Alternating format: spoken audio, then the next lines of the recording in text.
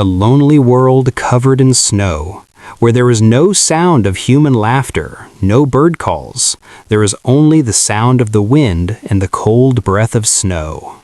In this frozen world, a small family lives. The family is basically two, Luke and his mother Clara. Father John comes sometimes, but he does not come with love. He comes with rations, as if they are not people to him, but with responsibilities. John has come today. Luke is happy because after a long time he will get good food. His father makes him study. What a beautiful family scene it seems. But there is an ugly truth hidden inside. When Luke answers a question incorrectly, he is not punished. His mother is. For each incorrect answer, John slaps Clara on the cheek. This cruel game continues until the question is finished.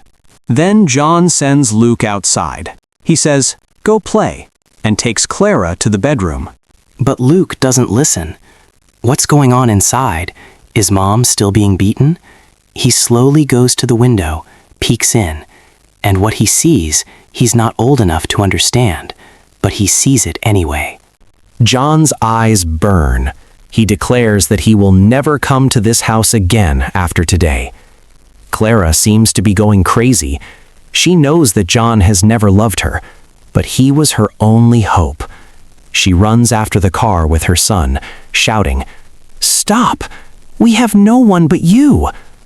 But John does not stop.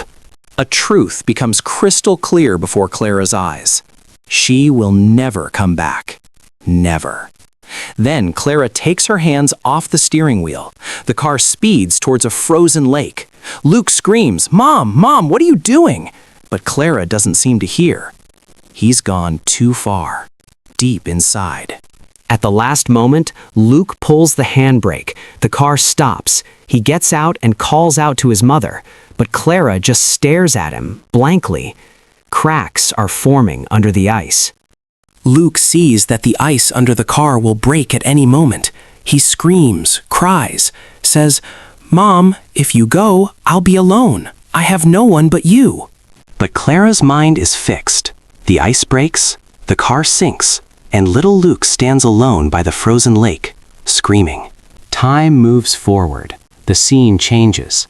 Now we see Detective Harry. He is newly divorced. The son lives with his mother. The mother has remarried. Harry is alone, but he is unparalleled at work. There is no other sharp detective like him in the area. And now he has a case that will not let him sleep. A woman named Raquel was returning home from work as usual. On the way, she felt like a red car was following her. As soon as she stopped the car, it left. Thinking it was a mistake, she returned home. Suddenly, someone threw snow at the window at night. When Raquel peeked in, he saw the red car was parked below, and a freshly made snowman next to it.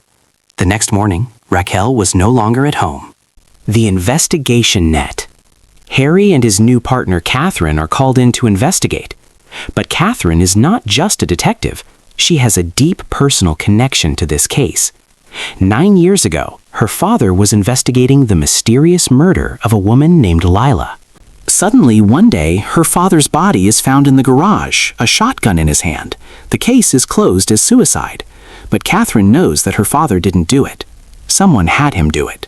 The investigation continues. One thread after another is pulled.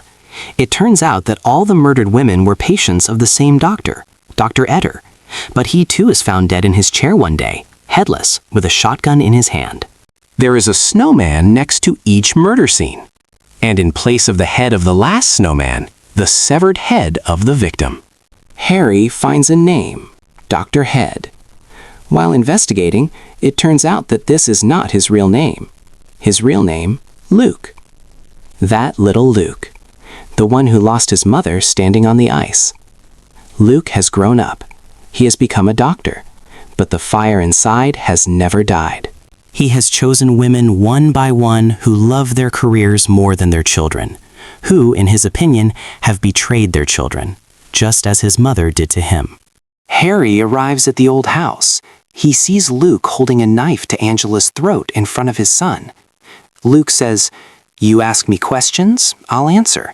But if you don't like the answer, her throat will go. Harry asks, "Why are you doing this?" Luke closes his eyes. Then he slowly begins to talk about that night, about the snow, about his mother's empty eyes, about being alone. She didn't save me. She didn't even try to save herself. She only thought about her husband, not even about me. Harry waits for the right moment. Then he jumps. Fight! Luke runs away. A bullet comes. It hits Harry in the shoulder. Luke comes out. He thinks Harry is dead. But the ice begins to crack under his feet.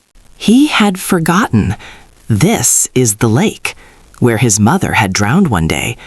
Now he was drowning himself. Harry could have saved him if he wanted to, but he didn't move forward, because some people's fates are their own making. Harry returns, hugging his son. It's snowing outside. And in the distance, a snowman is melting. Slowly.